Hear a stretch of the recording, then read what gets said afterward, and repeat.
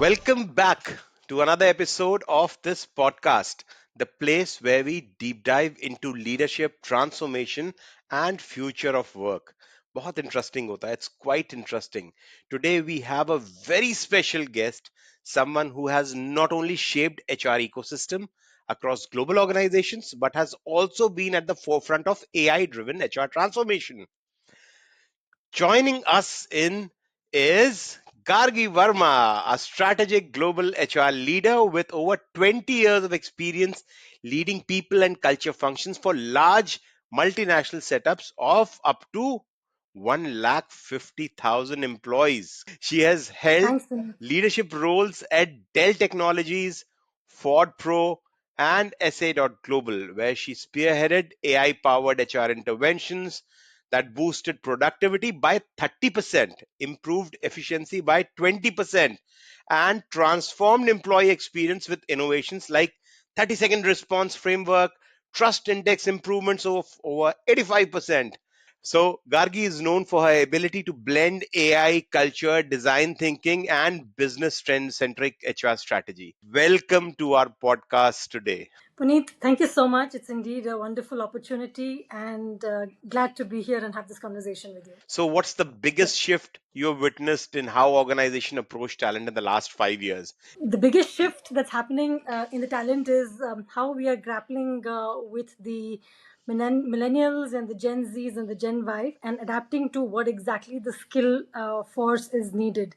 What talent is looking forward to is how is it that I can make my organization a highly productive organization? Yes, How can I value add in the organization?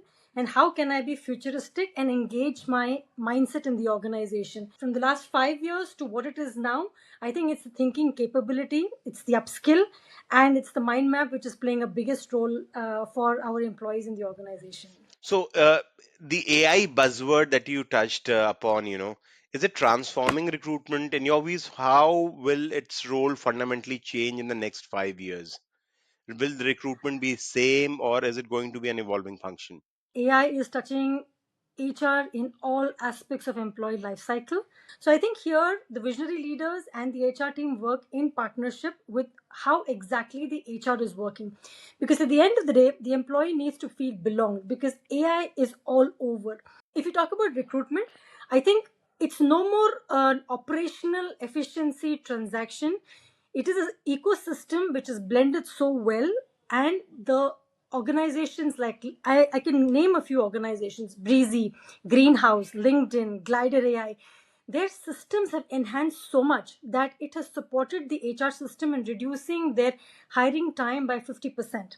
And how exactly that happens is that these are platforms who help you drive what is the kind of talent that you want, how you can get your interviews done, how you can source the right resumes, you can map the talent right. The best part is there are also ancillary organizations who are supporting the large organization and giving this bit in founding the AI and supporting the AI models and getting better platforms for us and ensuring that our hiring process time reduction happens. The best part is that how exactly are you attracting talent Agreed. by giving these platforms. AI is the experience that you're going to give as a candidate. So with the candidate experience, it's an employee experience, or it is an exit experience that you give for an employee who has also moved out of the organization. My first touch point for an employee is who is my recruiter and how warm is my recruiter keeping me, right? So I think it's the cost of efficiency which has increased, the platform has supported, and you can actually map the right talent for the right roles, Agreed. So it's and it's become very predictive also. so one thing that I hear every day that AI is going to replace recruiters. What do you see? Is it a hype or is it a reality, or is it a I think misconception? it's a hype and it's a misconception. You can design the algorithm, you can design the frameworks, you can get the talent, but what exactly is the human intervention which is required to map the talent to get the culture fit?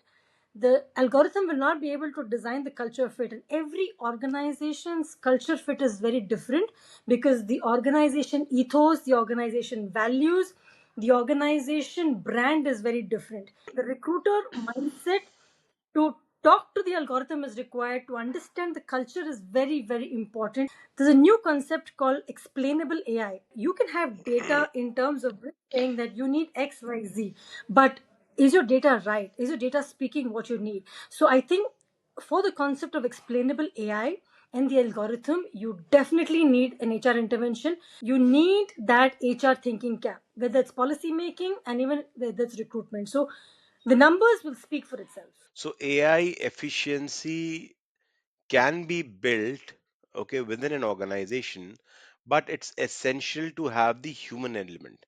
But how do we balance Absolutely. it? If you do not understand the business, you won't be hiring Yes, right. that's a very valid point. Yes.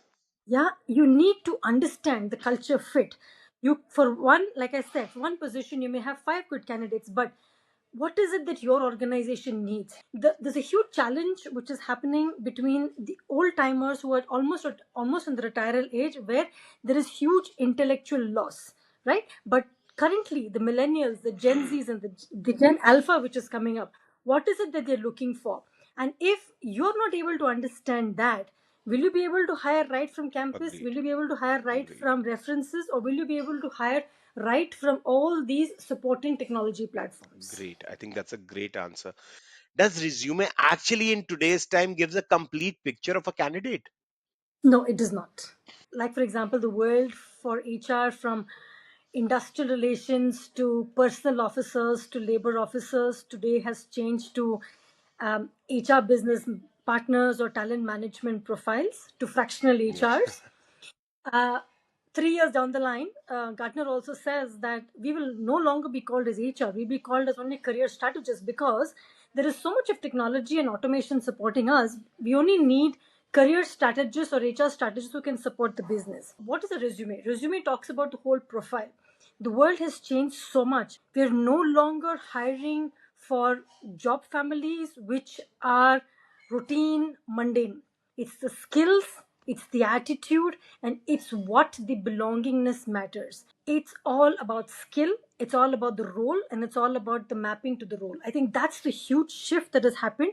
And I think that is one change which the industry is grappling with, because universities are still getting up. I understand universities have added AI, machine learning, agentic AI, and all in their courses, whether it's engineering courses or it's management courses. But I think it's important that we start understanding what the organizations need, because organizations are investing time in training campus grads, getting them onto the role, because the world is so fast changing now that for the organization to move to high productive organization, they need the billability of for an employee right from minimum 3 months of time Yeah. frame. It's about what your skill is, what your interest is, and what you can bring to the table, and what are you passionate about. The hierarchy and the organization structures are now changing from typical functional cross functional matrix design to simple structures which are more role based, because the cost of hiring is also for the roles. So that's where even the headcount mapping has started happening. So where does culture, organizational culture fits in? What happens when companies get it wrong? So what are the challenges over there you foresee?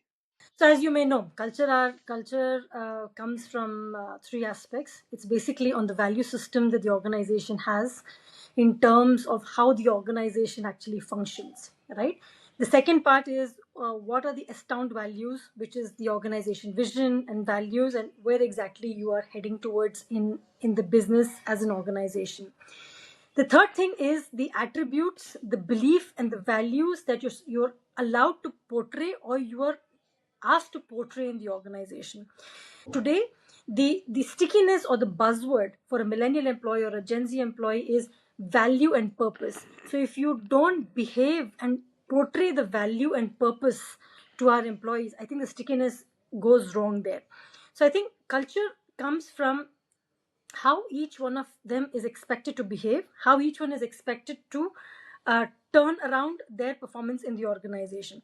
Here, I think the business leaders and the HR, or rather the whole ecosystem, plays a very vital role, and it's a cohesive environment. It's not something that it's only responsible to HR or it's responsible to the business leader. No, it's a responsibility of all of them.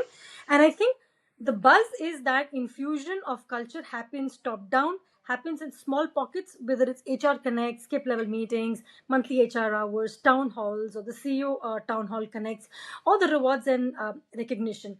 Now, the recent thing which I've also done is that infusion of AI and culture in the awards and recognition program, where I have infused this and given rewards where the sense of employee belongingness is there, where people have started portraying those behaviors and we've started recognizing them. And the best part is that I've also given them a platform to start portraying them on social media for these recognitions. So I think the culture is getting built, and it is not a one week activity. It's a process. It has to sink in, it has to soak in, it has to grow over time. So let's talk about a little bit in terms of the employee experience. Company invest a lot in terms of employer branding, but often there is a disconnect with actual employee experience. I'll give you mine. I went to an organization, very big brand, very good name, but we were supposed to be in the induction room, and the trainer came in almost 45 minutes late, and there was nothing wherein I can feel proud and that I've joined a multinational. But there was a very bitter experience. So how can organizations ensure that their brand reflects their culture and attracts truly aligned candidates? I think the first thing, what's important is how exactly you make the employee feel in the organization True, right true, from true. day one. Rather, not only day one, right from the time the first warmth and the connect that happens by the recruiter, that is where the connect starts. Simple things are like whether it's the AI support, whether it is a technology support, or it is a leadership support. The candidate experience in the organization plays a vital role because that's where the word goes around. The word goes around right from talent attraction to talent retention to talent management. People feel happy about it. And like I was saying, gone are those days where the routine systems are there. It is more about values and purpose driven organization. Yes, induction programs will continue, the regular schedules will continue, because these are more or less the same in all organizations, but it's about the experience. And now if you see, the future of work is that AI and all your technology support will become a part of the system. It will be a part of your work culture. You cannot let go of that. So the sooner you adapt to that, make the employee feel that yes, this is the way forward, and get them adapt, I think that's where the belongingness comes in. I agree, yes. So how has your definition of a great team evolved, and what key characteristics do that can be prioritized? How does HR have a stand, or how do we ensure that they are being valued? One is we drive deliverables in such a way that they are echoed in the system and they are agreed upon by the business leaders. Second thing is I ensure that my team members always upskill themselves and come up with projects, whether it's global projects or local projects, where they feel that they have value added. For me, the value that my team member brings to the table, I think that means great to me. And when the team member comes back and tells me that, hey, thanks for your support, I really feel that I made a uh, impact, and I feel valued about the impact. I think that's what I feel means great to me, because I have contributed and I have learned myself as well. I agree. Yes. So you touched base in the very beginning about these Gen Zs and Gen Alphas. How are they accepting this AI-driven hiring, and are they more skeptical about whether it's going to take the jobs, or are they more accepting? Yes, we'll work around it. So how's it? The Gen Zs currently have accepted it so beautifully that there are teams who have come up front and told me that they want to do projects Wow. in the organization apart from the regular work, that they want to contribute in building a platform and helping a platform to support the next level of hiring or the next team that is getting hired, right? They're also sitting with HR and they're doing buddy sessions. They're understanding, rather, they're doing knowledge sharing sessions on how we can enhance our new hire experience in the organization for the new hires, right? And if you see, the span of attention is going down, right now it's maybe about 6 to 8 seconds. That's all you can have. So I think they're also helping us contribute in how exactly they can effectively communicate in the organization, moving away from old regular policy documents to just short snippet stories where you get the attention of the employee and also you contribute to the employee. They're understanding the ecosystem because they feel that they're contributing and they feel that they're able to make and adapt to the environment because Great. technology is all over. But the Gen Alpha, the new college grads or new interns who will come then, for them the technology will be a part of the system. Yes, one challenge which will always be there is that are the current employees adapting faster to the needs to what we can already do versus an ecosystem where this will be a part of the system where the data, the algorithms, it'll be like a co-worker in the system. And yes, they will definitely be there as human intervention, but I think that's a gap, and the organizations are working around that. Great. So, thinking about the future skills landscape, is cognitive agility, the ability of learning and adapting rapidly, is it more critical trait for future success, or how is it, or there's something else that we are missing upon? No, I think you touched upon it very right, Puneet. I think cognitive ability is the in thing and the most talked about. Every customer behaves differently, and because of customer needs, it's also important that we change our course of action faster.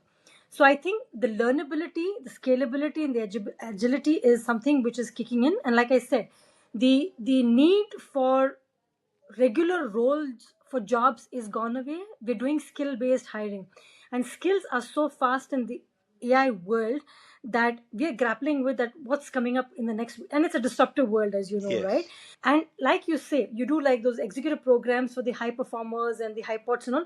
Gone are those days. It is about what purpose, what value, what technology change that the employee has bought into the organization to the business, and they will resonate with that. So I think that is, and how that happens is it's a collective learning, and it is the organization's support that the employees will need, whether technology platform, knowledge sharing sessions, innovative platform, the gig platforms, or any of the global cross cultural platforms which are being given to the employees. I think that's what they resonate with. Wonderful. So, you know, Mission 2030 for HR, 5 years, 10 years ahead. What's the biggest shift you foresee in how the organization are going to attract, assess, and secure top talent? So I think the first shift is the AI integration, and I think the organizations are grappling around that and will get there. The second thing is the culture alignment and the fast-paced changes that are going to happen with that. And I think we have to always urgently refocus on what exactly is required by the human intervention, Okay, right? What is the kind of resources that we will need, what is the kind of talent which we'll need, and is the organization outside of the organization ready and prepared? Organizations are hiring more of skills and attitude. What is it that you want to bring to the table with least cost and better productivity, right? What exactly the organization is winning over in terms of the business profits, whether it's the EBITDA, it's the cost that you bring, the top line and the bottom line that you work on, versus the organization's stickiness with what the employee can contribute. great. So, what's your advice to the CHROs looking to integrate AI into their hiring processes? I think number one is first, I think data is at the core of HR, right? First, understand what your business is and understand what exactly your business leaders needs in terms of driving productivity. You will have to start making those shifts, not big shifts, but small shifts in the organization to make it richer as an experience for an employee and to start contributing as an HR team, because I think that is where the HR team members are value adding to the organization, where we started contributing to business and telling them that things are not going to be the same as they were earlier. Last but not the least, I think it's also important that, and I think this is something that I see as a lacuna. It's also important that the HR team members should be abreast to what are the latest technology advances which is Yes. happening in the industry. I was just attending a Tech HR conference recently, and I saw that right from grass cutting to teaching AI to homemakers in the rural villages. Yes, you need to be in line with the best practices in the market, but what exactly ticks your employee's mind, and that's important. That's at the heart of the entire thing. So thanks Thank you, for Puneet. this. But before we leave, we have a question. The question is, if there is one myth you would like to debunk about AI in recruitment, what would that be? I think one of the myths I would like to talk about is the explainable AI on the data. I think it's all about what you really want and how you're going to work around that and get the right resources. So the concept of explainable AI, I think that is something that we have to get with. I think it was lovely interacting with you today, Gargi. A lot of learning for us. Be future ready, be more tech enabled. And, there are leaders like Gargi who can always be there to support us and guide us in the right way. The world is dynamic and it's changing, and the HR landscape is ever evolving. So, viewers, stay connected, stay chilled, and keep on learning with us. We'll grow together. All the best. Thank you, Puneet. Thanks, team. Thank you.